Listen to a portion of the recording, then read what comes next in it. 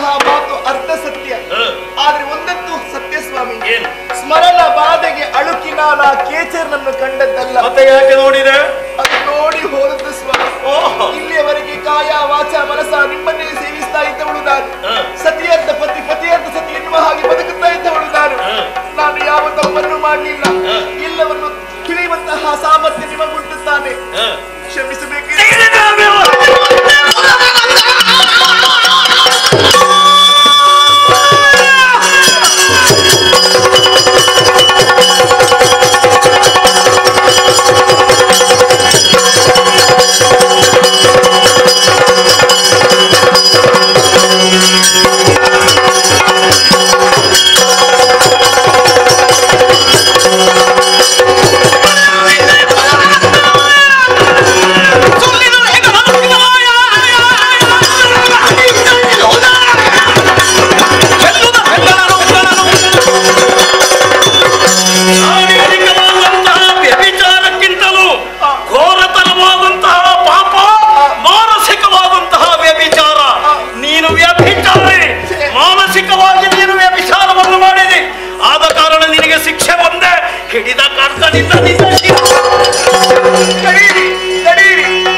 ಕೊಂದರೆ ಕೊರಿ ಕೊಂದರೆ ಕೊರಿ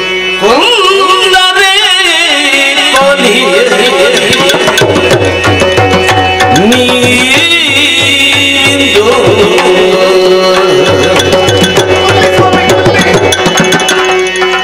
ಕೊಂದರೆ ಕೊರಿ ಕೊಲಿ ಕೊಲಿ ಕೊಲಿ ಕೊಲಿ ಕೊಲಿ ಎನ್ನಯ ತಯಪೋ ಶಬಿಕೃತ ಎನ್ನಯ ತಪ್ಪಂತ ಶಮಿಸುತ್ತ ಮಂದಮಾತಿಯ ಸಲಯನು ಉಸುರಿದ ಕಂದನ ಕರೆ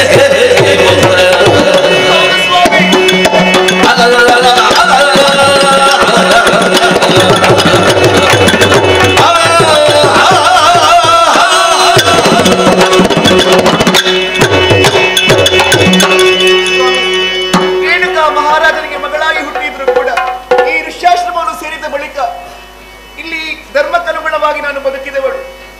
5 ಮಕ್ಕಳನ್ನು ಹೆತ್ತವಳು ನಾನು. ನೆನಪುಂಟಲ್ಲ ನಿನಗೆ? ಹೌದು ತಾನೆ. ಹಾಗಿದ್ದರೂ ಕೂಡ ನನ್ನ ಮೇಲೆ ಸಂಶಯವನ್ನೇ ಹೇಳ್ತಾ ಇದ್ದೀರಿ. ಇಲ್ಲ ಸ್ವಾಮಿ, ಇಂತಹ ಮಾತುಗಳನ್ನು ಆಡಬಾರದು. ನಾನು ಮಾಡಿದಂತಹ ತಪ್ಪಿಗೆ ಶಿಕ್ಷೆಯನ್ನು ವಿಧಿಸ್ತಾ ಇದ್ದೀನಿ. ನಿನ್ನ ಶಿರಚ್ಛೇದನವೇ. ಕೊಲ್ಲುತ್ತೀರಾ? ಕೊಲ್ಲುವುದಾದ್ರೆ ಕೊಲ್ಲು. ಯಾವುದೇ ಹೆಣ್ಣಿಗಾದ್ರೂ ಇಂತಹ ಸೌಭಾಗ್ಯ ಬರುವುದಕ್ಕೆ ಸಾಧ್ಯ ಉಂಟೆ ಹೇಳಿ? ಹೆಣ್ಣಾದವಳು ನಾನು ಮುತ್ತೈದೆಯಾಗಿ ಸಾಯಬೇಕು ಎನ್ನುವ ಹಾಗೆ ಹಂಬಲಿಸ್ತಾಳೆ. ನಿಮ್ಮ ಕಟಾರಿಯಿಂದ ನನ್ನ ಶಿರವನ್ನು ಕಡಿಯಿರಿ. ನೀನು ಇಷ್ಟು ಹೇಳಿದ ಮೇಲೆ ನನ್ನ ಕೈಯಾರ ನಿನ್ನ ಶಿರಚ್ಛೇದನ ಮಾಡುವುದಲ್ಲ. ಅದಕ್ಕಿರುವ ಹಾದಿ ಒಂದೇ, ಮಕ್ಕಳನ್ನು ಕರೆದು ನಿನ್ನ ಶಿರಚ್ಛೇದನ ಮಾಡುತ್ತೇನೆ.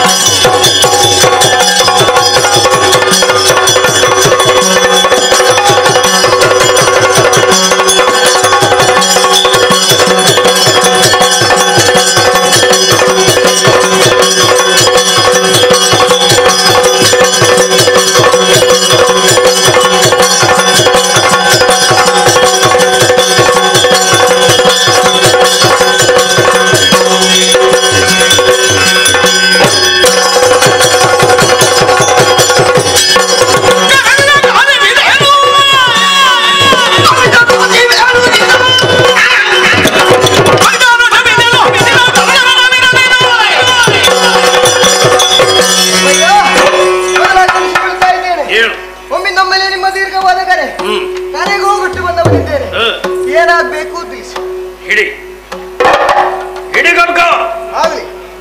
ಅವಳ ಶಿರಸನ್ನು ಛೇದಿಸು.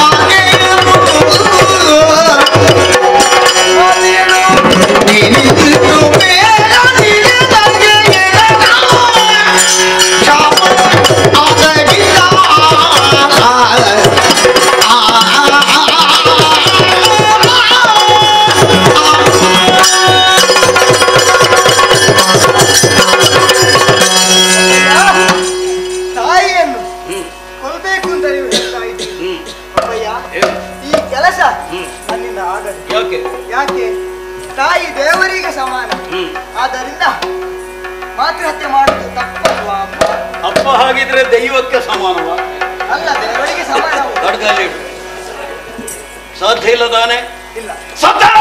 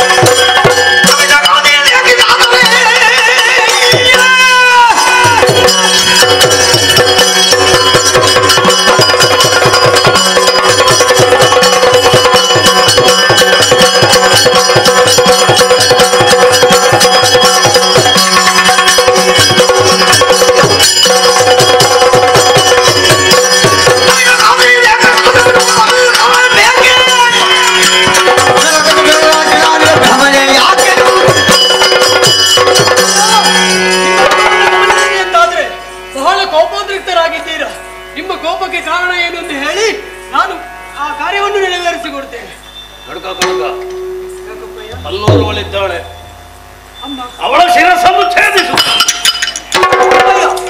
ನೀವು ಯಾವ ಕೆಲಸವನ್ನು ಬೇಕಾದರೂ ಹೇಳಿ, ಅದನ್ನು ನಾನು ಕ್ಷಣ ಮಾತ್ರದಲ್ಲಿ ಪೂರೈಸ್ತೇನೆ. ಆದ್ರೆ ಈ ಒಂದು ಕೆಲಸ ನನಗೆ ಈಗ ಬೇರೆ ಯಾವ ಕೆಲಸವೂ ಇಲ್ಲ. ಅವಳ ತಲೆಗಡಿಬೇಕು. ನನ್ನಿಂದ ಆಗುತ್ತಿಲ್ಲ. ಅದು ತೆಗಿ, ಇಲ್ಲಿಡು. ಆಗ್ತದ ಇಲ್ವಾ? ಖಂಡಿತವಾಗಿಯೂ ಜಡವಾಗಿ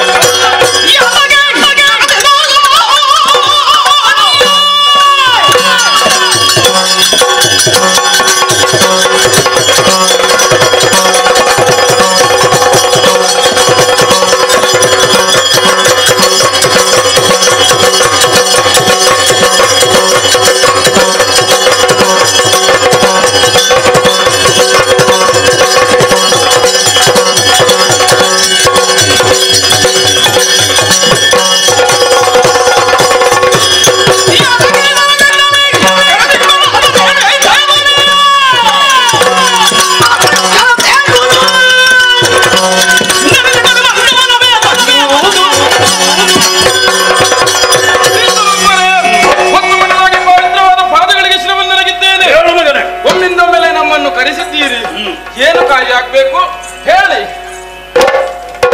ನಿನ್ನ ಮೇಲೆ ನನಗೆ ವಿಶ್ವಾಸ ಉಂಟು. ಮತ್ತೆ ಏನು ಮಾಡ್ಬೇಕು? ಹೋಗಿ ಬರ್ತೀನಿ ಬೇಗ. ಕಟ್ಟಿಗೆ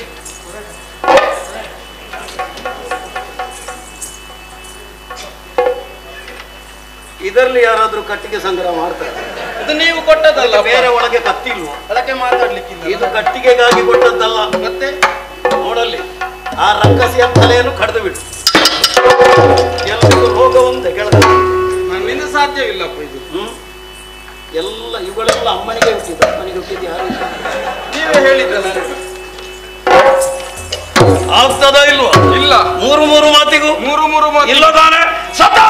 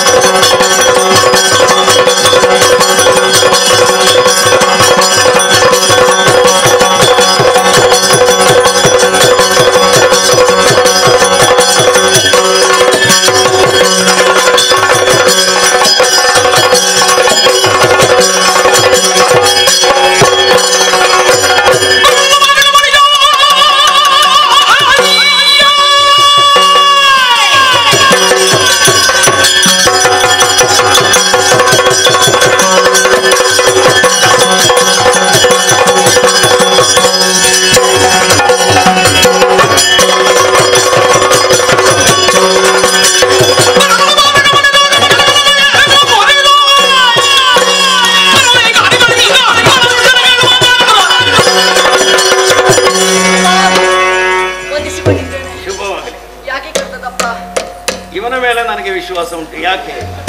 ಅವರು 3 ಮಂದಿಗಳು ಅಮ್ಮನಿಗೆ ಹುಟ್ಟಿದ್ದು, ಇವ ಮಾತ್ರ ಅಪ್ಪನಿಗೆ ಹುಟ್ಟಿದ್ದು. ಅಮ್ಮನ ಹೊಟ್ಟೆಯಲ್ಲೇ ಹುಟ್ಟಿದ್ರು. ಅರ್ಥ ಏನು ಗೊತ್ತ? ಅವರು 3ರನ್ನು ನೋಡು, ಅವರ ಶರೀರ ಪ್ರಕೃತಿ ನೋಡು, ಕ್ಷತ್ರಿಯರ ಮಕ್ಕಳ ಹಾಗಿದ್ದಾರೆ. ಅಂದ್ರೆ ಅಮ್ಮನಿಗೆ ಹುಟ್ಟಿದ ಹಾಗೆ. ನಿನ್ನನ್ನು ನೋಡುವಾಗ ಬ್ರಾಹ್ಮಣರಿಗೆ ಹುಟ್ಟಿದವರಾಗಿ. ನೀನು ಇಲ್ಲಿ ವ್ಯವಹರಿಸುವಾಗ, ಎರಡನೆಯದಾಗಿ ವ್ಯವಹರಿಸುವಾಗ ನೀನು ಬ್ರಾಹ್ಮಣರಿಗೆ ಹುಟ್ಟಿದ್ದು ಅಂತ ಎಲ್ಲರಿಗೆ ಅರ್ಥ ಆಗ್ತದೆ. ಮಗನೇ ಏನಪ್ಪ?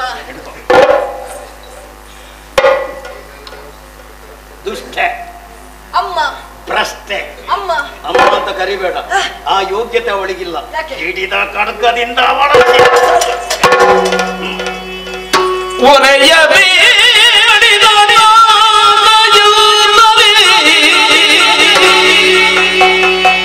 ತರಳರಿವರೆ ಮಾತೆಯರು ಜನಕ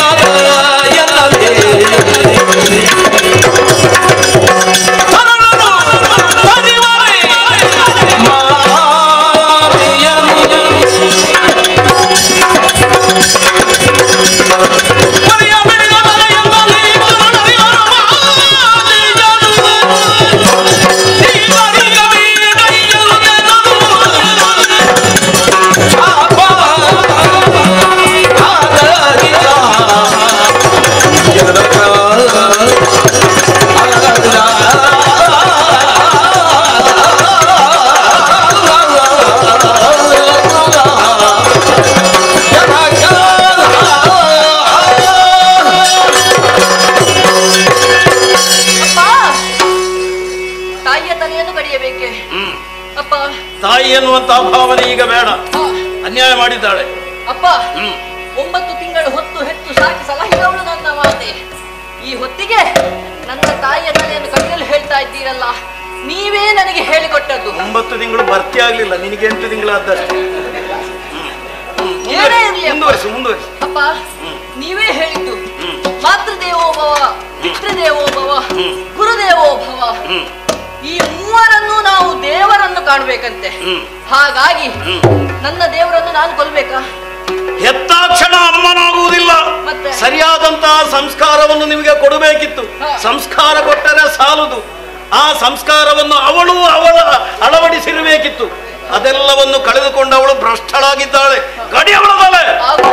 ಆಗುದಿಲ್ಲ, ಆಗುದಿಲ್ಲ.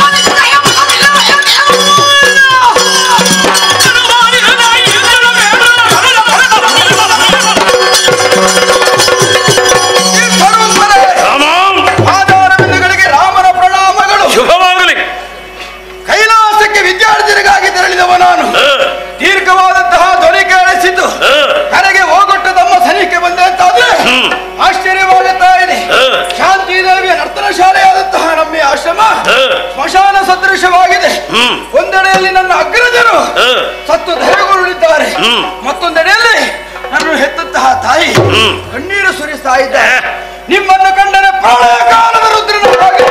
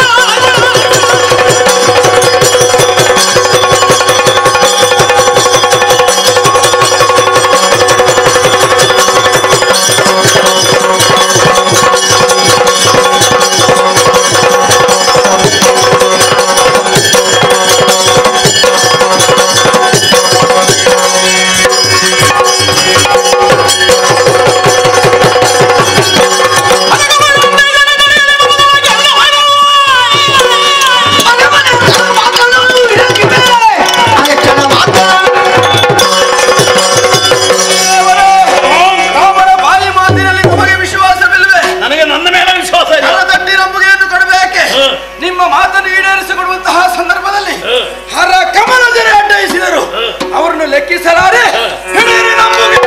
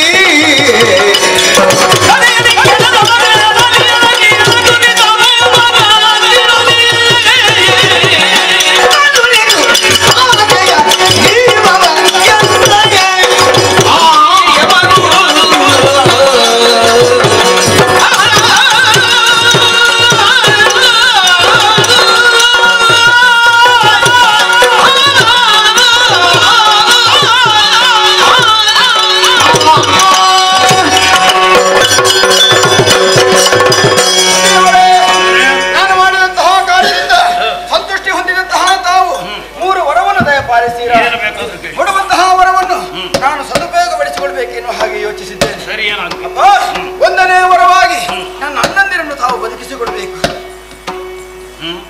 ಅಣ್ಣಂದಿರನ್ನು ಬದುಕಿಸಬೇಕು. ನನ್ನ ಧ್ವಂಸಿಗಳು, ಪಿತೃದ್ರೋಹಿಗಳು ಅವರು ಬೇಡ ಮಗನೇ, ನಿನಗೆ ಬೇರೆ ಏನಾದ್ರು ಕೇಳು. ನೀವು ಹೇಳಿದಂತಹ ಒಂದು ಕೆಲಸವನ್ನು ಮಾಡಲಿಲ್ಲ ಎನ್ನುವಂತಹ ಕಾರಣಕ್ಕಾಗಿ ಇದು ಮೊದಲು ನಿಮ್ಮ ಆಜ್ಞೆಯನ್ನು ಪಾಲಿಸದೇ ಇದ್ದವರೇ ಅವರು. ಹಾಗಿದ್ರೆ ನಿಮಗೆ ನನ್ನ ಅಣ್ಣಂದಿರು ಬೇಡವಾಗಿರಬಹುದು, ಆದ್ರೆ ಒಡ ಹುಟ್ಟು ಆ ಪ್ರೀತಿ ಮಮತೆ ಬೇಕು ಎನ್ನುವ ಹಾಗೆ ಮನಸ್ಸು ಹಾತೊರೆಯುತ್ತಾ ಇದೆ. ಹಾಗಾಗಿ ನನಗೆ ನನ್ನ ಅಣ್ಣಂದಿರು ಬೇಕಪ್ಪ, ಬೇಕೇ ಬೇಕು. ಬೇಕು. ಸರಿ, ಕಮಂಡಲದಲ್ಲಿರುವಂತಹ ಮಂತ್ರಜಲವನ್ನು ಪ್ರೋಕ್ಷಿಸಿದ್ದೇನೆ. ಆದ್ರೆ ಅವರು ಯಾರು ನನ್ನ ಮುಖ ನೋಡಬಾರದು, ಅಲ್ಲೇ ಹೋಗಲಿ. ಅಪ್ಪ, ಎರಡನೇ ವರ ಮುಂದೆ ಬರುವುದಕ್ಕಾಗಿ ಹೆದರಿಕೊಂಡಿದ್ದಾರೆ, ಅಲ್ಲಿಂದಲೇ ಆಶೀರ್ವದಿಸಿ ಹೋಗಿದ್ದಾರೆ. ಎರಡನೇ ವರವಾಗಿ ನನ್ನ ಅಮ್ಮನನ್ನು ಬದುಕಿಸಿಕೊಡಿ. ಮತ್ತೆ ನಾನು ಕೊಂದದ್ದು ಯಾಕೆ? ನೀನು ಬದುಕಿಸುವುದಿದ್ರೆ ನಾನು ಕೊಂದದ್ದು ಯಾಕೆ? ನೀವು ಕೊಲ್ಲಿಸಿದ್ದಲ್ವಾ? ನಿಮಗೆ ಬೇಡ ಎನ್ನುವ ಕಾರಣಕ್ಕಾಗಿ ನೀವು ಕೊಲ್ಲಿಸಿದ್ದು. ಆಗೋದಿಲ್ಲ. ನನ್ನ ತಾಳ್ಮೆಯನ್ನು ಪರೀಕ್ಷಿಸಬೇಡ. ಆ ಒಂದು ಕೆಲಸ ಆಗ್ಲಿಕ್ಕಿಲ್ಲ, ಬೇರೆ ಏನಾದ್ರೂ ಕೇಳು. ಅಪ್ಪ, ಆಗೋದೇ ಇಲ್ಲ. ಮಾತೃ ಪ್ರೀತಿ ಬ್ರಹ್ಮ ಏನೆನ್ನುವುದು ನನಗೆ ಮಾತ್ರ ಅರ್ಥವಾದದ್ದಲ್ಲ, ಉಳಿದ ಮಕ್ಕಳಿಗೂ ಅರ್ಥವಿಸಿಕೊಟ್ಟಿದ್ದಾರೆ. ತಾಯಿಯಾದವಳು, ತಾಯಿಯೇ ದೇವರು, ತಾಯಿಗಿಂತ ಮಿಗಿಲಾದಂತಹ ದೇವರಿಲ್ಲ. ಮಾತೆ ಮಮತೆ ಪ್ರೀತಿಯನ್ನು ನಾನು ಬಯಸ್ತಾ ಇದ್ದೇನೆ. ನನಗೆ ನನ್ನ ತಾಯಿ ಬೇಕಪ್ಪ. ಆಗೋದಿಲ್ಲ ಅಂತ ಹೇಳಿದ್ರೆ ಅಪ್ಪ, ಬರುವಂತಹ ಸಂದರ್ಭ ನಂಬಿಕೆಗೆ ಬೇಕಾಗಿ ನನ್ನ ಕೈಯಿಂದ ಭಾಷೆಯನ್ನು ಪಡ್ಕೊಂಡವರು ತಾವು. ಆದ್ರೆ ತಾವು ವರ ಕೊಡ್ತೀನಿ ಎನ್ನುವ ಹಾಗೆ ಹೇಳಿದಾಗ ನಾನೇನಾದ್ರೂ ನಿಮ್ಮಿಂದ ನಂಬಿಕೆಯನ್ನು ನಾನು ಪಡೆದಿದ್ದೇನೆಯೇ, ಕೊಡ್ತೀರಿ ಎನ್ನುವಂತಹ ವಿಶ್ವಾಸದೊಂದಿಗೆ ನಾನು ಕೇಳ್ತಾ ಇರುವುದು. ಅಪ್ಪ, ಬೇಡ ಎನ್ನುವ ಹಾಗೆ ಹೇಳಬೇಡಿ, ಬೇಕು ನನಗೆ ಅಮ್ಮ. ಸರಿ ಮಗನೇ, ಆ ಯೋಗ್ಯತೆ ನಿನಗೆ ಮಾತ್ರ ಇರುವುದು. ಇದು ನಿನ್ನ ತಾಯಿಯನ್ನು ಬದುಕಿಸಿ.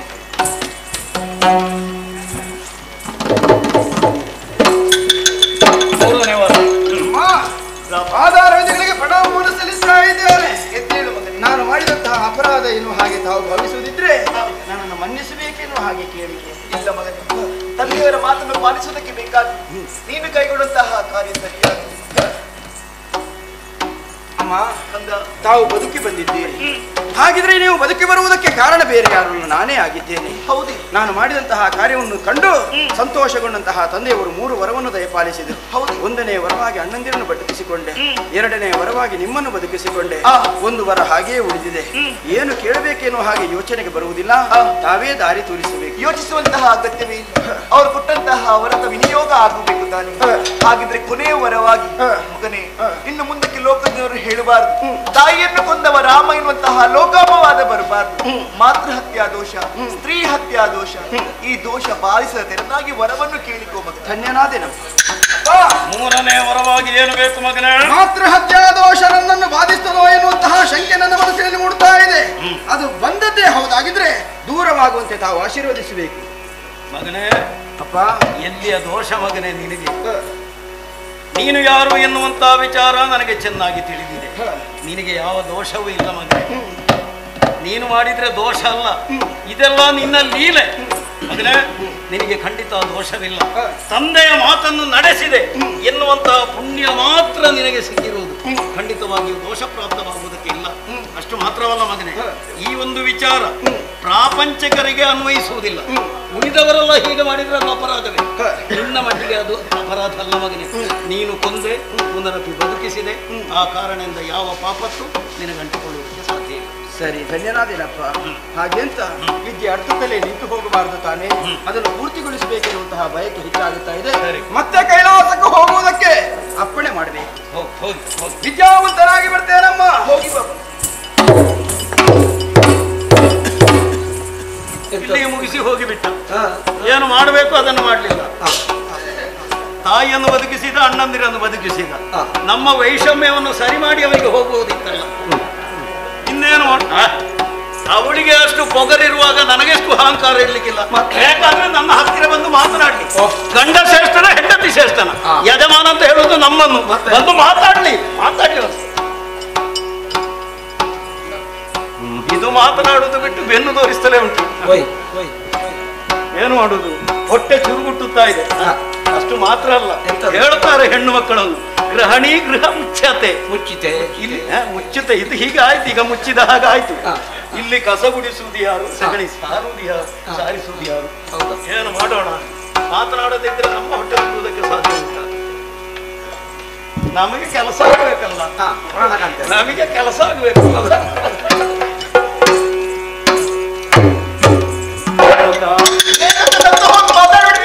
ಪ್ರಿಯೇ, ಓ ನನ್ನ ಮುದ್ದು, ಏನು ನಿನಗೆ ಸಿಟ್ಟು? ಸಿಟ್ಟು ಬರದಿತ್ತ? ಯಾಕೆ ಸಿಟ್ಟು? ಏನಾಯ್ತು ಈಗ ಇಲ್ಲಿ? ಸಿಟ್ಟು ಬರೋದಕ್ಕೆ ಏನಾಗಿದೆ? ಕಾರಣ ನೀನೆ.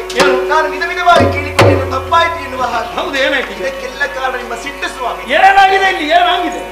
ಏನಾಗಿದೆ ಅಂತ ಬೇಕಲ್ಲ? ಸಿಟ್ಟಿನ ಕಾರಣ ಏನಾಗಿದೆ? ಏನು ಆಗ್ಲಿಲ್ಲ. ಹೇಳಿ ಬಿಡಬೇಕು. ಏನು ಆಗ್ಲಿಲ್ಲ. ಏನಾಗಿದೆ ಅಂತ ಬೇಕಲ್ಲ? ನೀನು ಮೊದಲು ಆಗಿದ್ದಿಲ್ಲ, ನಾನು ಹೀಗೆ ಮೊದಲಾಗಿದೆ. ಪ್ರಕರಣ ಇಷ್ಟ ಆಯ್ತಲ್ಲ? ಏನ ನಿನ್ನನ್ನು ಕೊಂದದ? ಈ ಪ್ರಸಂಗ ಬೇಗ ಮುಗಿತಿದೆಯಲ್ಲ? ಅಲ್ಲ, ನಿನ್ನನ್ನು ಬದುಕಿಸಿದ್ದು ನಾನೇ ಅಲ್ಲ.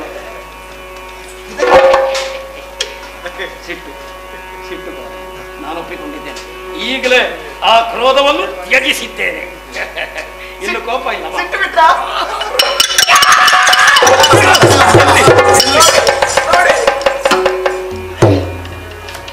ಯಾವುದು ಬಿಟ್ಟು ಸಿಟ್ಟು ಬಿಡ್ಲಿಕ್ಕಿಲ್ಲ. ನೀವು ಬೇಡ. ಸಿಟ್ಟಿನ ಪ್ರತಿರೂಪವೇ ನೀವು ಸ್ವಾಮಿ. ಆಗ್ಲಿಕ್ಕಿಲ್ಲ, ಇದಾಗ್ಲಿಕ್ಕಿಲ್ಲ. ಮಹಾ ತಪಸ್ವಿಗಳು ಯಾವುದನ್ನು ನಿಯಂತ್ರಿಸುವುದಕ್ಕೂ ನಮಗೆ ಸಾಧ್ಯತೆ ಇದೆ. ಕ್ರೋಧವನ್ನು ಈಗಲೇ ತ್ಯಜಿಸಿದ್ದೇನೆ. ನಿನ್ನನ್ನು ಹಿಡಿದು ನಾನು ಹಾಳಾದ್ದು ಸಾಕು. ಹೋಗಿ ಬಿಡು ಮಹಾರಾಯ. ಬನ್ನಿ ಪ್ರಿಯೇ, ಹೀಗೆ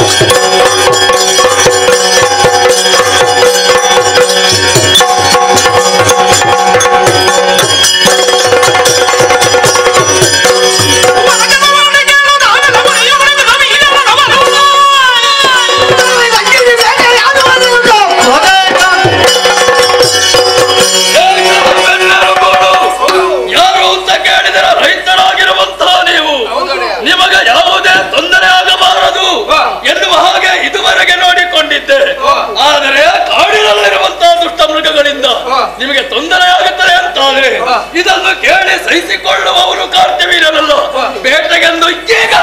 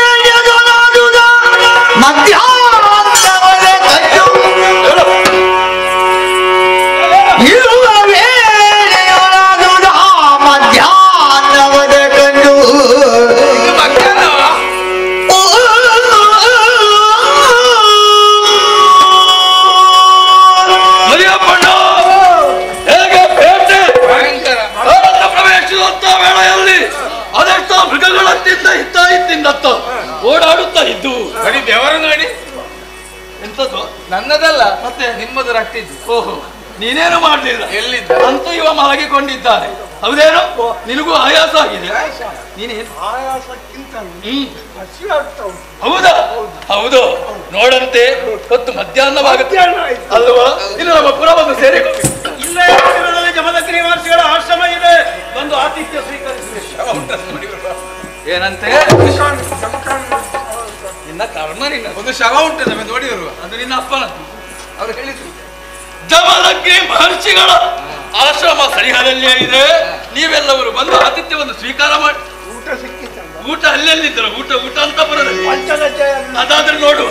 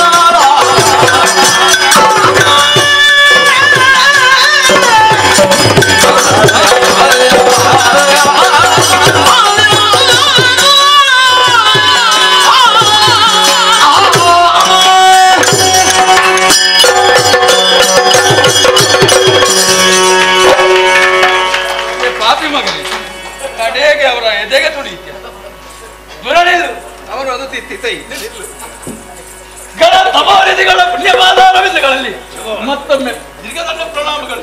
ಮಣಿಪಾಲರಿಗೆ ನಮಸ್ಕಾರ. ಏನು ಮಹೇಶ್ಪತಿಯಾದರೆ ಮಕಾರ ಅಲ್ಲ ಮುಖಾರ್. ಕಾಂತವೀರ ಅರ್ಜುನ ಎಂಬುದಾಗಿ ನನ್ನ ಹೆಸರು. ಹೊರ ಪ್ರದೇಶದಲ್ಲಿ ವಾಸ ಮಾಡುವಂತಹ ಇವರಿಗೆಲ್ಲ ಮೃಗಗಳಿಂದ ತೊಂದರೆ ಆಗಿದೆ ತಿಳಿದಂತ ನಿನ್ನ ಕಾಪ ನಿನ್ನ ಎದೆಗೆ ತುಳಿತಾರೆ. ಪ್ರಾಯಕ್ಕೆ ಮರ್ಯಾದೆ ಕೊಟ್ಟು ನಾನು ಇತ್ತವರೆಗೆ ನನ್ನ ಹತ್ರ ಹೇಳಿಲ್ಲ. ನೀನು ಬೇಟೆಗೆಂದು ಬಂದಿದ್ದೇನೆ. ಬರುವಂತಹ ಸಂದರ್ಭದಲ್ಲಿ ನಿಮ್ಮ ಆಶ್ರಮ ಗೊತ್ತಾಯಿತು. ನಿಮ್ಮ ಪುಣ್ಯ ಪಾದ ದರ್ಶನದಿಂದ ನಮ್ಮ ಕೃತಾರ್ಥರಾದೆವು, ಪಾವನವಾದೆವು, ಸಂತೋಷ. ಓಟು ಬಂದದ್ದು ನೀವು ಕಳಿಸಿದ್ದು ನಾವೇ. ಬಹಳ ಸಂತೋಷವಾಯಿತು.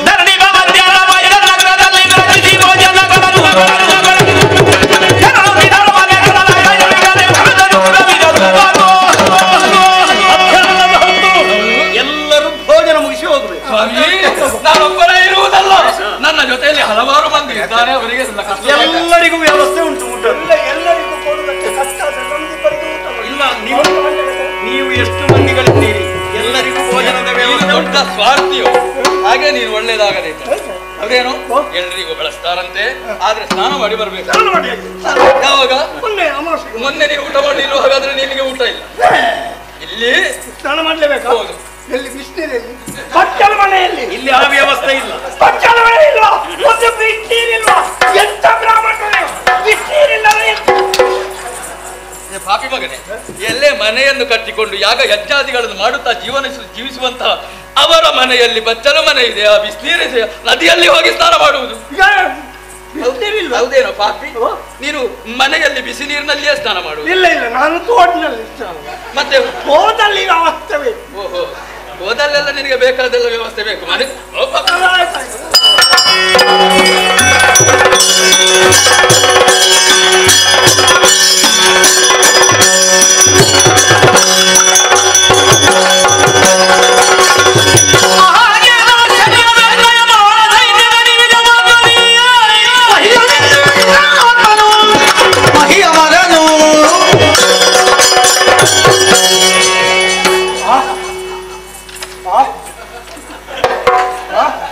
ಪಾಪಿ ಮಗನೇ, ಕೈಯನ್ನು ಒರೆಸಿ ಪುನಃ ಅಗ್ರಾಣಿಸ್ತಾ ಇದ್ದಿ, ಏನೋ ಇದು? ನೀನು ಯಾವ ಕೈಯಲ್ಲಿ ಊಟ ಮಾಡಿದ್ದು? ಹಾಗಲ್ಲೂ ವಿಶೇಷ ಅಲ್ಲವೇ? ಭೋಜನ ಕ್ಷಣ ಮಾತ್ರದಲ್ಲಿ ಎಲ್ಲಿಂದ? ನಿಮ್ಮ ಶಾರದದಲ್ಲಿ ಊಟ ತಯಾರಾಗಿದೆ. ಯಾವುದು? ನಿಮ್ಮ ಶಾರದದಲ್ಲಿ ಊಟ. ನಿಮಿಷಾರ್ಧದಲ್ಲಿ ಎಲ್ಲಿಂದ ತರಿಸಿದವರು? ಯಾಕೆ ನಾವು ಬರ್ತಾ ಇದ್ದ ಗೊತ್ತಾಗಿ ಅದ್ಯಾಕೋ ಮಾಡಿದ್ದೆಲ್ಲಿಯೂ ಕಾಣಲಿಲ್ಲ, ಕುರುಹು ಕಾಣುವುದಿಲ್ಲ. ಹಾಗಾದ್ರೆ ಎಲ್ಲಿಂದ ಮಾಡಿದ್ರು, ಹೇಗೆ ಮಾಡಿದ್ರು, ಹೇಗೆ ಭೋಜನ ಸಿದ್ಧಪಡಿಸಿದ್ರು? ನಾವು ಚರ್ಚೆ ಮಾಡುದು ಯಾಕೆ? ಜೀವಂತ ಇದ್ದಾರಲ್ಲ. ಹೌದು. ಏನು ಅವರು ಸಾಯ್ಬೇಕು ಅಂತ ಹೇಳಿ? ಸ್ವಾಮಿ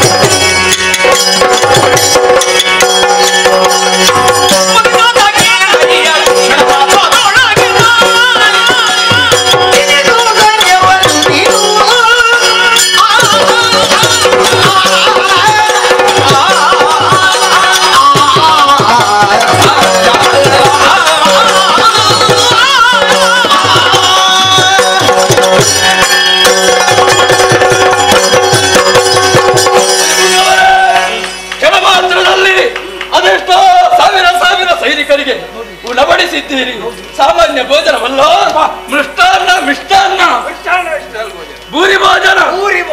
ಯಾವುದೇ ಅಂತಹ ವಿಶೇಷವಾಗಿರುವಂತಹ ಭಕ್ಷಣವನ್ನು ಎಲ್ಲಿ, ಹೇಗೆ, ಯಾರಿಂದ ಸಿದ್ಧಪಡಿಸಿ? ಇದೆಲ್ಲ ದೇವೇಂದ್ರನ ಅನುಗ್ರಹ. ಯಾಗ ಯಜ್ಞಾದಿಗಳನ್ನು ಮಾಡುವುದಕ್ಕಾಗಿ ಕಾಮಧೇನುವಿನ ಮಗಳಾದಂತಹ ಸಬಲೆ ಎನ್ನುವವಳನ್ನು ಇಲ್ಲಿಗೆ ಕಳುಹಿಸಿದ್ದಾರೆ. ಆ ಧೇನುವಿನ ದೆಸೆಯಿಂದ ಈ ರೀತಿಯ ಸುಗ್ರಾಸ ಭೋಜನವನ್ನು ಒದಗಿಸುವುದಕ್ಕೆ ಸಾಧ್ಯವಾಯಿತು. ಏನೋ ಇದು? ಇಂತಹ ಒಂದು ವಿಶೇಷವಾಗಿರುವಂತಹದೇನು ನಮ್ಮ ಮನೆಯಲ್ಲಿದ್ದರೆ ಎಷ್ಟು ಒಳಿತು. ದನ ಅಡುಗೆ ಮಾಡಿದ್ದ. ಹೌದು. ನಿಮಗೆ ಈಗ ಗೊತ್ತಾದ? ನನಗೆ ಆಗಲೇ ಗೊತ್ತಾಗಿದೆ. ಹೇಗೋ? ಕೊನೆಗೆ ಅಂದ ಬಂತಲ್ಲ. ಹೌದು. ಸೆಗಣಿ ವಾಸನೆ ಬರ್ತಾ ಇತ್ತು. ಮೂಗಿನವರೆಗೆ ತಿಂದ ಮೇಲೆ ಹಾಗೆ ವಾಸನೆ ಬರುವುದು. ಪಾಪಿ ಮಗನೇ, ನಮ್ಮಲ್ಲಿದ್ರೆ ಒಳ್ಳೆಯದು. ಸಾವಿರ ಸಾವಿರ ಲಕ್ಷ ಲಕ್ಷ ಕೋಟಿ ಕೋಟಿ ಜನ ಬಂದು ಉಣಬಡಿಸಿ ಊಟ ಮಾಡಿ ಹೋಗುತ್ತಾರೆ. ಅಡುಗೆ ಮಾಡುವುದಕ್ಕೆ ಶಾಸ್ತ್ರವನ್ನು ತಿಳಿದಂತಹ ವ್ಯಕ್ತಿಗಳೇ ನಮಗೆ ಸಿಕ್ಕುವುದಿಲ್ಲ ಅಂತ ಆದ್ರೆ ಇಂತಹ ಒಂದು ದೇವರು ಸಾಲದ? ಕೇಳಿದ್ರೆ ಸ್ವಾಮಿ, ಪ್ರಪಂಚದಲ್ಲಿ ಕೊಳ್ಳುವುದು ಒಂದು ವಿಶೇಷವಾಗಿರುವಂತಹ ಕ್ರಮ. ಆದ ಕಾರಣ ನಿಮ್ಮಲ್ಲಿರುವಂತಹ ದೇವರನ್ನು ನನ್ನ ಪಾಲಿಗೆ ಕೊಟ್ಟಿರಿ ಅಂತ ಆದ್ರೆ ನಿಮಗೆ ಎಷ್ಟು ಅಶ್ವ ಬೇಕು, ಎಷ್ಟು ರಥ ಬೇಕು, ಎಷ್ಟು ಸ್ಥಳ ಬೇಕು, ಎಷ್ಟು ಗೋವುಗಳು ಬೇಕು, ಏನೆಲ್ಲ ಸಾಮಗ್ರಿಗಳು ಬೇಕು, ಅದನ್ನೆಲ್ಲ ಕೊಡ್ತೇವೆ. ಗೋವನ್ನು ಕೊಡಿ. ಕೊಡುವಂತಹ ಅಧಿಕಾರ ನನಗಿಲ್ಲ, ಕೇವಲ ಅದನ್ನು ಉಪಯೋಗಿಸುವ ಅಧಿಕಾರ ಮಾತ್ರ. ಅದರ ಸ್ವಾಮಿತ್ವ ದೇವೇಂದ್ರನಲ್ಲಿ. ಚಕ್ರವರ್ತಿಯಾಗಿದ್ದೇನೆ. ಅಲ್ಲಿರುವಂತ ನಿಮಿಷರು ಕೂಡ ನನ್ನ ಬೆನ್ನನ್ನು ಕಪ್ಪರಿಸುವುದರ ಮೂಲಕ ತಟ್ಟುವುದರ ಮೂಲಕ ನೀನು ಚಕ್ರವರ್ತಿ ಮಗನೇ ನಮಗೆ ಅನುಗ್ರಹಿಸಿದ್ದಾರೆ. ಅವರ ಸಾನ್ನಿಧ್ಯ ಸಾಮೀಪ್ಯ ನನಗುಂಟು ಅಂತಾದ್ರೆ ಅವರ ಅನುಗ್ರಹ ಇರುವ ನನಗೆ ಕೊಡತಕ್ಕದ್ದು ಕೊಡುವುದಕ್ಕೆ ಸಾಮದಿಂದ ಕೊಡು. ಭೇದವನ್ನು ಕಲ್ಪಿಸಿ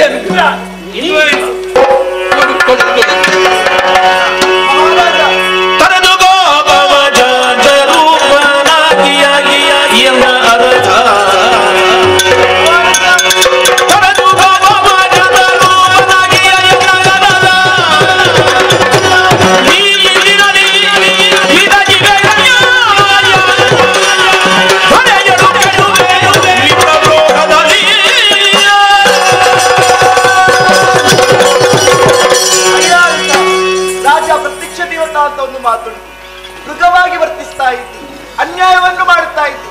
ನನ್ನವರು ಈ ಹೊತ್ತಿಗೆ ಸಿಟ್ಟನ್ನು ಬಿಟ್ಟಿದ್ದಾರೆ. ಒಂದು ವೇಳೆ ಮೊದಲಿನ ಹಾಗೆ ಇರ್ತಾ ಇದ್ರೆ ಪರಿಣಾಮ ಬೇರೆಯಾಗುತ್ತಾ ಇತ್ತು.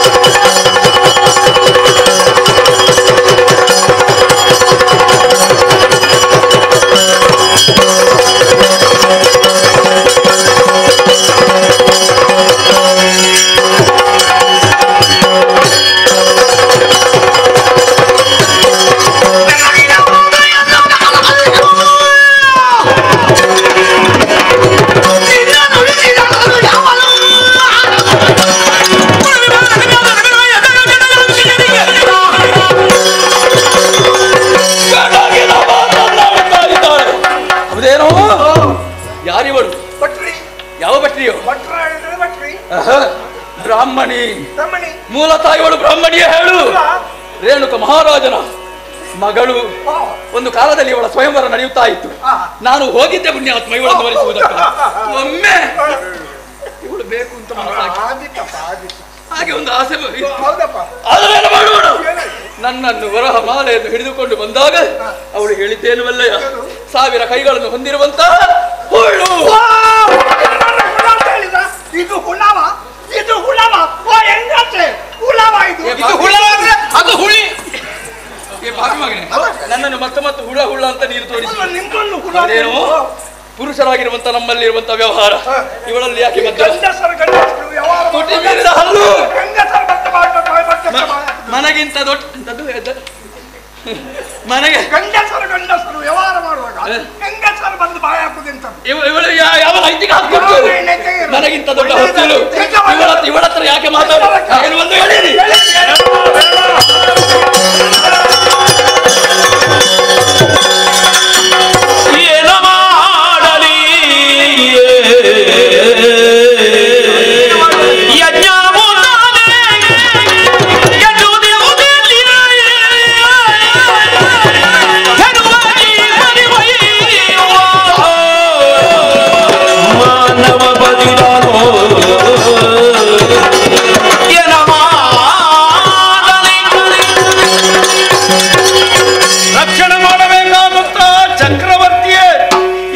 ದ್ರೋಹವನ್ನು ಮಾಡಿದ್ದಾನೆ.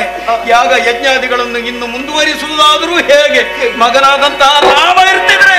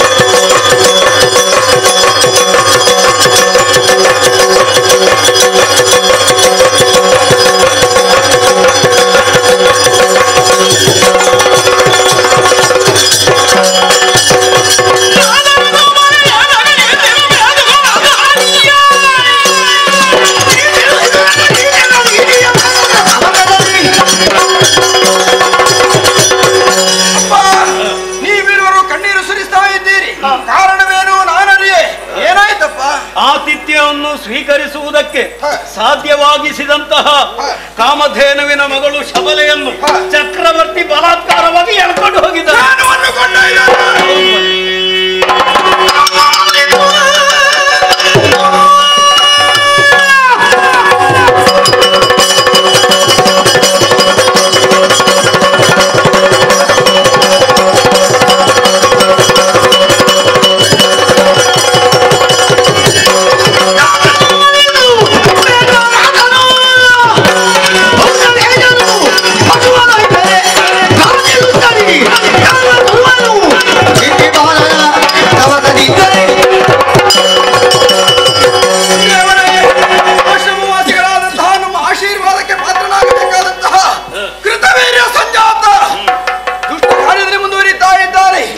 ಬಲಾತ್ಕಾರವಾಗಿ ಧೇನುವನ್ನು ಕೊಂಡೊಯ್ದಿದ್ದಾನೆಯೇ?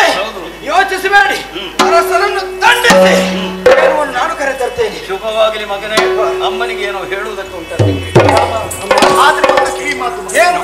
ಆತನಲ್ಲಿ ವ್ಯವಹಾರ ಮಾಡುವಾಗ ಸ್ವಲ್ಪ ಜಾಗರೂಕತೆ ವಹಿಸಬೇಕು. ಯಾಕೆ? ಕಾಮೆಯಿಂದ ಕೇಳು, ದೊಡ್ಡ ಇದ್ರೆ ದಾನವಾಗಿ ಕೇಳು, ಇಲ್ಲವಾದ್ರೆ ಭೇದವನ್ನು ಕಲ್ಪಿಸು, ಕಡೆಯದಾಗಿ ದಂಡ ಪ್ರಯೋಗ ಮಾಡು ಮಗನೇ. ಆದಷ್ಟು ಬೇಗನೆ ಈ ಪ್ರಸಂಗ ಮುಕ್ತಾಯಗೊಳಿಸ್ತೇನೆ. ಆದಷ್ಟು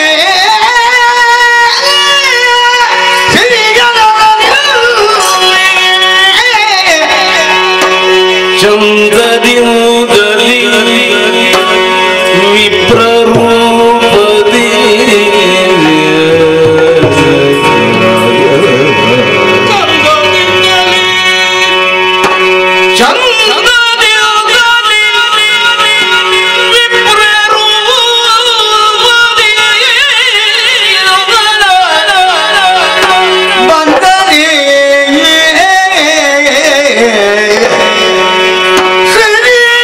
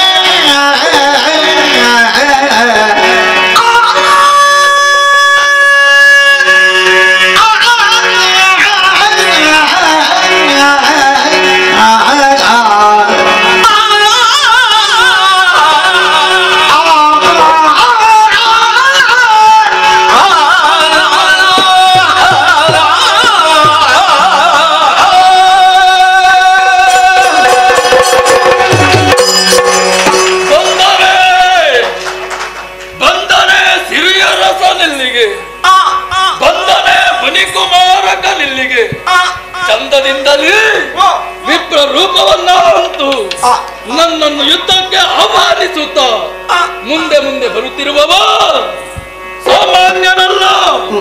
ಸಿರಿಯ ರಸನ ಎಂಬುದಕ್ಕೆ ಯಾವ ಅನುಮಾನವೂ ಇಲ್ಲ. ಭಯ ಎಂಬುದರ ಶಬ್ದದ ಅರ್ಥವು ತಿಳಿಯದೇ ಇರುವಂತಹ ಸುರ ನರರಗರನ್ನು ತಡಗಿಸಿದಂತಹ ಈ ಕರ್ತವ್ಯ ಅರ್ಜುನನಿಗೆ ಇಂದು ಗಡಗಡ ನಡುವುದಕ್ಕೆ ತೊಡಗಿದೆ. ಭಯ ಆವರಿಸಿದೆ. ಬಂದಿರುವ ಮುನಿಕುಮಾರಕನ ವಿಚಾರವನ್ನು ಕೇಳಿದ ಕ್ಷಣ ನನ್ನ ತಲೆಯೇ ಚಕ್ರದಂತೆ ತಿರುಗುವುದಕ್ಕಾರಂಭವಾಗಿದೆ. ಚಕ್ರದಂತೆ ತಿರುಗುತ್ತಾ ಇವೆ.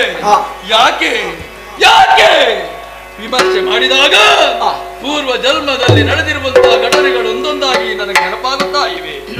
ಈ ಲೋಕದಲ್ಲಿ ಇರಬೇಕಾದವರು ನಾನಲ್ಲ. ಪರಮ ಪಾವನವಾಗಿರುವಂತಹ ವೈಕುಂಠ ಲೋಕದಲ್ಲಿ ಶ್ರೀಮನ್ನಾರಾಯಣನ ಕೈಯಲ್ಲಿ ಆಯುಧವಾಗಿರುವಂತಹ ಸುದರ್ಶನ ನಾನು. ಶತ್ರುಪ್ರಸೂದನ ಎನ್ನುವಂತಹ ದುಷ್ಟನನ್ನು ನಾರಾಯಣನಿಗೂ ಸಂವರಿಸ ಆಗದೆ ಇರುವಂತಹ ಸಂದರ್ಭದಲ್ಲೇ ನಾನು ಹೋಗಿ ಅವನನ್ನು ಸಂವರಿಸಿದೆ. ಆತನಿಗೆ ನನ್ನೊಡೆಯನಿಗೆ ಲೋಕಪಾಲಕನಿಗೆ ನಾರಾಯಣನಿಗೆ ಆಗದೇ ಇರುವಂತಹ ಕೆಲಸವನ್ನು ನಾನು ಮಾಡಿದೆ ಎನ್ನುವಂತಹ ಗರ್ವ ಅಹಂಕಾರ ನನ್ನಲ್ಲಿ ಉಂಟಾಯಿತು. ಹಾಗೆ ವರ್ತಿಸಿದೆ. ಸ್ವತಂತ್ರನಾಗಿರುತ್ತೇನೆ ಎನ್ನುವ ಹಾಗೆ ನನ್ನಲ್ಲಿರುವಂತಹ ಗರ್ವ ಅಹಂಕಾರವನ್ನು ಕಂಡು ಶ್ರೀಮನ್ನಾರಾಯಣ ಶಪಿಸಿದ. ಭೂಲೋಕದಲ್ಲಿ ಮಾನವನಾಗಿ ಹುಟ್ಟು ಎಂಬುದಾಗಿ ಅತ್ತೆ ಹೋಗರದೆ ಮತ್ತೊಮ್ಮೆ ಇಲ್ಲಿಗೆ ಬರುವಂತ ಅವಕಾಶ ಯಾವಾಗ ಸ್ವಾಮಿ ಅಂತ ಕೇಳಿಕೊಂಡಾಗ ಕೃತವೀರ್ಯರ ಅನುಗನಾಗಿ ಕಾರ್ತ್ಯವೀರರಾಗಿ ಅದು ಕುಲದಲ್ಲಿ ಸಂಚರಿಸುವ ಮಗರೇ. ಆ ಕಾಲದಲ್ಲಿ ನಾನಾಗಿಯೇ ಬಂದು ನಿನ್ನನ್ನು ಕೊಲ್ಲುವುದರ ಮೂಲಕ ವೈಕುಂಠ ಲೋಕವನ್ನು ಸೇರಿಸಿಕೊಳ್ಳುತ್ತೇನೆ. ನನ್ನ ಗುರುವರ್ಯ ಹೇಳಿದ ಅದುವೇ ಮಗನೇ, ನಿನಗೆ ಸಾವಿರದ ಕೈಗಳಾಗಲಿ ಸಾವಿರದ ಕೈಗಳಾಗಲಿ ಎನ್ನುವ ಹಾಗೆ ಒಂದು ವೇಳೆ ನಿನಗೆ ಸಾವು ಬರ್ತದೆ ಅಂತ ಆದರೆ ಗೋವುಗಳಿಗೆ ಬ್ರಾಹ್ಮಣರಿಗೆ ಅನ್ಯಾಯವನ್ನು ಮಾಡಿದ ಕಾಲದಲ್ಲೇ ನಿನಗೆ ಮರಣ. ಹಾಗಾದರೆ ಈಗ ಮಾಡಿದ್ದು ನಾನು ಕಾಮಧೇನುವಿನಿಗೆ ಅನ್ಯಾಯ, ಈಗ ಮಾಡಿದ್ದು ನಾನು ಬ್ರಾಹ್ಮಣನಿಗೆ ಅನ್ಯಾಯ. ಶಿಕ್ಷೆಯನ್ನು ವಿಧಿಸಲೇಬೇಕು. ನನ್ನ ಪ್ರಭು ಬಂದಿದ್ದಾನೆ. ಅಡಿಗೆ ನನ್ನ ತಲೆಯನ್ನು ಸಮರ್ಪಿಸುವುದರ ಮೂಲಕ ನನ್ನನ್ನು ಸಂರಕ್ಷಣೆ ಮಾಡುವಂತ ಕೇಳಿಕೊಳ್ಳಬಹುದು. ಕರ್ತವೀರರನುಗಳಾಗಿ ಕಾರ್ತ್ಯವೀರಾರ್ಜುನರಾಗಿ ಮೆರೆದಂತ ನಾನು ಗಂಡಾಗಿ ಹುಟ್ಟಿದ್ದೇನೆ, ಗಂಡಾಗಿ ಮೆರೆದಿದ್ದೇನೆ, ಗಂಡಾಗಿ ಸಾಯಬೇಕು ಎನ್ನುವಂತ ಆಸೆ. ಸಾಯುವಲ್ಲಿಯೂ ಕೂಡ ಮೋಕ್ಷ ಪದವಿಯನ್ನು ಏರಬೇಕು. ನಾನೊಬ್ಬನೇ ಆ ದಾರಿಯನ್ನು ಹುಡುಕುವುದಲ್ಲ. ನನ್ನ ಒಳ್ಳೆಯದರಲ್ಲಿ ಕೆಟ್ಟದರಲ್ಲಿ ಭಾಗಿಯಾಗಿರುವಂತಹ ನನ್ನ ಸಹಪಾಠಿಗಳಿದ್ದಾರೆ. ಬರಲಿ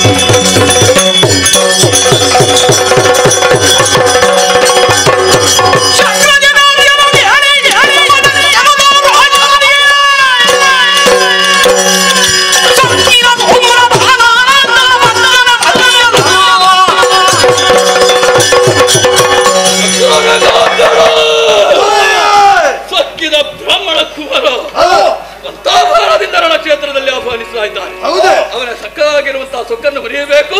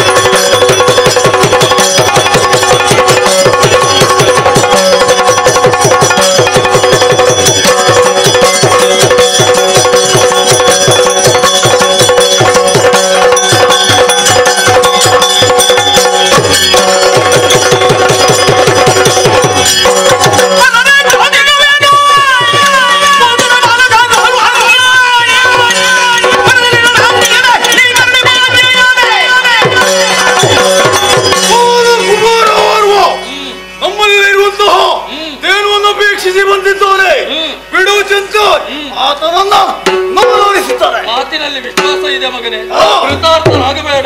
ನನ್ನಿಂದ ಏನಾದ್ರೂ ಕೊಡುಗೆ ಇದ್ರೆ ಒಪ್ಪಿಕೋ. ನನ್ನ ಅಪ್ಪನಿಂದಲೇ ಬಂದದ್ದು, ಇಂಥವರಿಂದ ಕಲ್ತದ್ದು ಹೇಳಬೇಡ, ಆಯ್ತಲ್ಲ? ಮತ್ತು ಒಂದು ವಿಚಾರ, ಆತ ಈಗ ಬಂದಿದ್ದಾನೆ. ನಮ್ಮ ವರ್ಚಸ್ಸು, ತೇಜಸ್ಸು, ಕ್ಷತ್ರ ವರ್ಚಸ್ಸು ಏನು ಎಂಬುದನ್ನು ತೋರಿಸಬೇಕು. ಸೇರೆಯನ್ನು ಅರ್ಥ ಕಂಡುಕೊಳ್ಳಿ.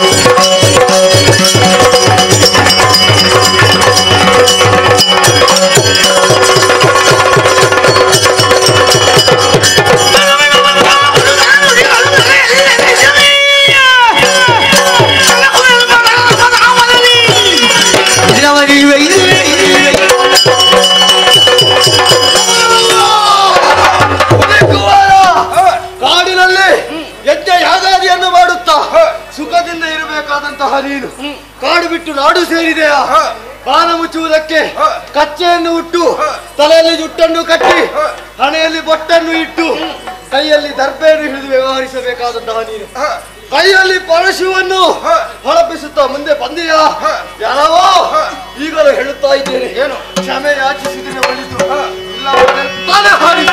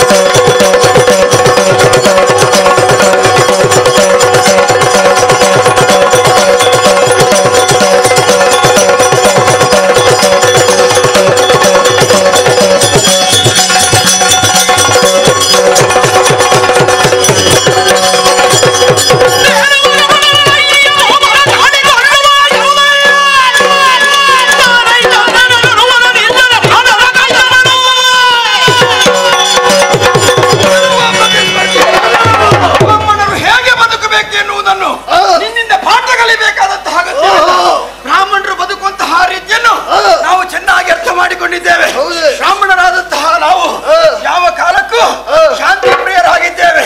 ನಮ್ಮಲ್ಲಿ ಕೈಯಲ್ಲಿ ಆಯುಧವನ್ನು ಹಿಡಿಯುವ ಹಾಗೆ ಮಾಡಿದವರು ನೀವಾಗಿದ್ದೀರಾ. ನಿಮ್ಮ ಅವಸಾನಕ್ಕಾಗಿ ಬಂದಿದ್ದೇನೆ.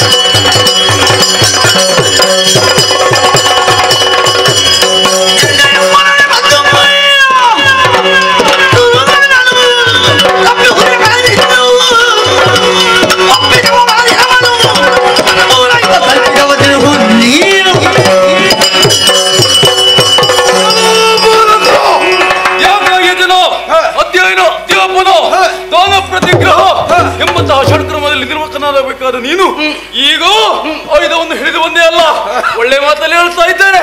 ಹಿಂದೆ ನಡೆ, ಹಿಂದೆ ನಡೆಯಬೇಕಾಗಿ ಬಂದವ ನಾನಲ್ಲ.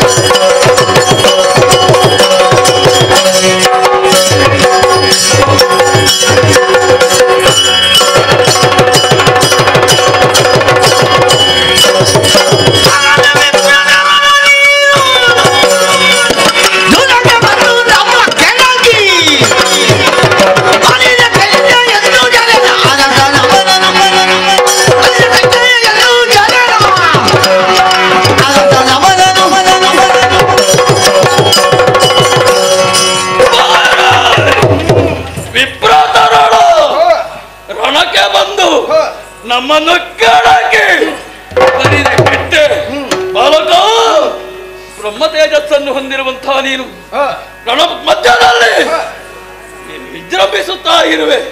ನಿನ್ನನ್ನು ಕೇಳುವುದಕ್ಕಾಗಿ ಬಂದವ ಯಾರು ಎಂಬುದಾಗಿ ಭಾವಿಸಬೇಡ. ಕೃತವೀರ ರಣುಗ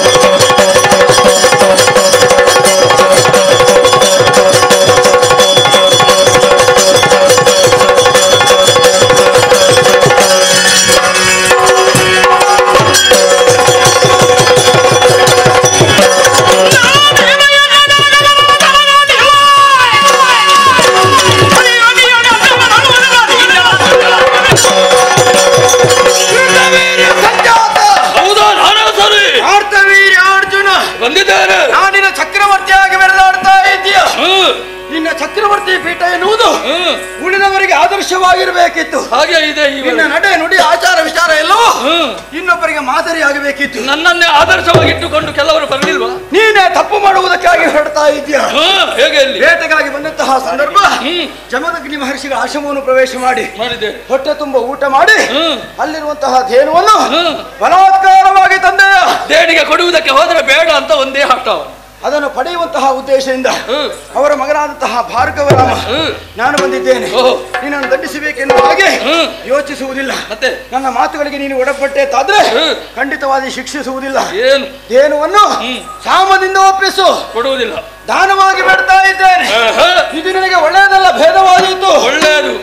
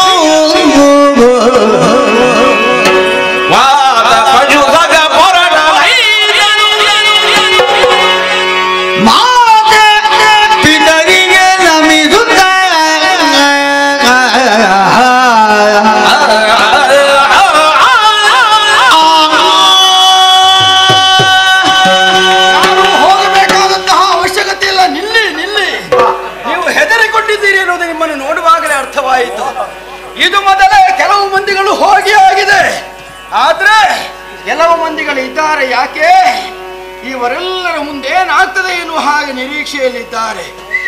ಕಾರ್ತವೀರನ ಅಳಿವಾದ ತಕ್ಷಣದಲ್ಲಿ ಕೆಲವು ಮಂದಿಗಳು ಓಡುವುದಕ್ಕೆ ಮನ ಮಾಡ್ತಾ ಇದ್ದಾರೆ. ನಿಮ್ಮನ್ನು ದಂಡಿಸುವಂತಹ ಉದ್ದೇಶದಿಂದ ಖಂಡಿತವಾಗಿ ನಾನು ಇಲ್ಲಿಗೆ ಆಗಮಿಸಿದವನಲ್ಲ. ಏನವನ್ನು ಪಡೆಯುವ ಉದ್ದೇಶದಿಂದ ಬಂದೆ. ನನ್ನ ಹಿತ ವಚನಗಳನ್ನು ಕೇಳದೇ ಇರುವಂತಹ ಆತ ನನ್ನಿಂದಲೇ ಹತನಾಗಿ ಮೂರ್ತ ಸ್ವರೂಪವನ್ನು ತಳೆದು ಪರಮ ಪಾವನವಾದಂತಹ ವೈಕುಂಠ ಲೋಕವನ್ನು ಸೇರಿಕೊಂಡಿದ್ದಾನೆ. ಹಾಗಿದ್ರೆ ಏನು ನನ್ನ ವಶವಾಗಿದೆ. ಸಂತೋಷದ ವಿಚಾರವನ್ನು ತಂದೆ ತಾಯಂದಿರಿಗೆ ಹೇಳುವ ಜೊತೆಯಲ್ಲಿ ಇಂತಹ ಒಂದು ಕಥೆಯನ್ನು ಯಾರು ಆಡಿದ್ದಾರೋ, ಯಾರು ಆಡುವುದಕ್ಕೆ ಅವಕಾಶವನ್ನು ಮಾಡಿಕೊಟ್ಟಿದ್ದಾರೋ, ಯಾರು ನೋಡಿದ್ದಾರೋ, ಯಾರು ನೋಡುವುದಕ್ಕೆ ಅವಕಾಶವನ್ನು ಮಾಡಿಕೊಟ್ಟಿದ್ದಾರೋ, ಹೋದವರಿಗೂ ಇದ್ದವರಿಗೂ ಎಲ್ಲವರಿಗೂ ಸಕಲ ಇಷ್ಟಾರ್ಥ ಸಿದ್ಧಿಸಲಿ ಎನ್ನುವ ಹಾಗೆ ಮಹಾಗಣಪತಿಯನ್ನು ಸ್ಮರಿಸಿಕೊಂಡು